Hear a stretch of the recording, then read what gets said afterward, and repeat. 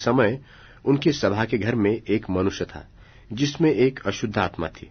उसने चिल्लाकर कहा, हे यीशु नासरी, हमें तुझसे क्या काम? क्या तू हमें नाश करने आया है? मैं तुझे जानता हूं तू कौन है, परमेश्वर का पवित्र जन। यीशु ने उसे डांटकर कहा, चुप रह और उसमें से निकल जा। तब अशुद्ध आत्मा उसको छोड़कर, मरोड़कर और बड़े शब्द से चिल्लाकर उसमें से निकल गई। इस पर सब लोग आश्चर्य करते हुए आपस में वाद विवाद करने लगे कि यह क्या बात है? यह तो कोई नया उपदेश है।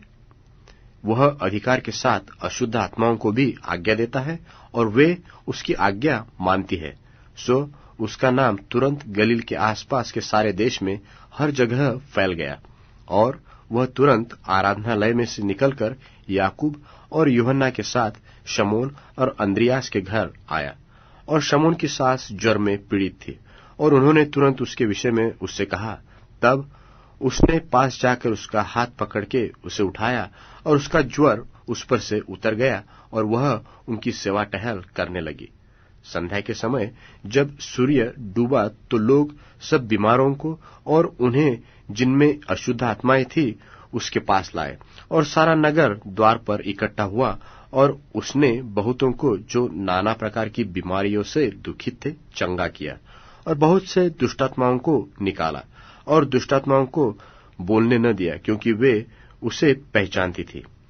और भोर को दिन निकलने से बहुत पहले वह उठकर निकला और एक जंगली स्थान में गया और वहां प्रार्थना करने लगा। तब शमौन और उसके साथी उसकी खोज में गए। जब वह मिला तो उससे कहा कि सब लोग तुझे ढूंढ रहे हैं। उसने उनसे कहा, आओ हम और कहीं आसपास की बस्तियों में जाए कि मैं वहां भी प्रचार करूं, क्योंकि मैं इसीलिए निकला हूं। सो वह सारे गलील में उनकी सभाओं में जाकर प्रचार करता और दुष्टात्माओं को निकालता रहा। और एक कोढ़ी ने उसके पास आकर उससे विनती की और उसके सामने घुटने टेक कर उससे कहा, यदि तू चाहे तो मुझे शुद्ध कर सकता है। उसने उस पर तरस खाकर हाथ बढ़ाया और उसे छूकर कहा, मैं चाहता हूं तू शुद्ध हो जा। और तुरंत उसका कोढ़ जाता रहा और वह शुद्ध हो गया।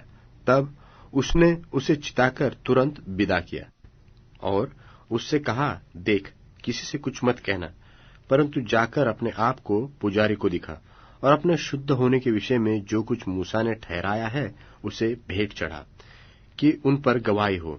परंतु वह बाहर जाकर इस बात को बहुत प्रचार करने और यहां तक फैलाने लगा कि यीशु फिर खुल्लम खुल्ला नगर में न जा सका, परंतु बाहर जंगली स्थानों में रहा और चहुओर से लोग उसके पास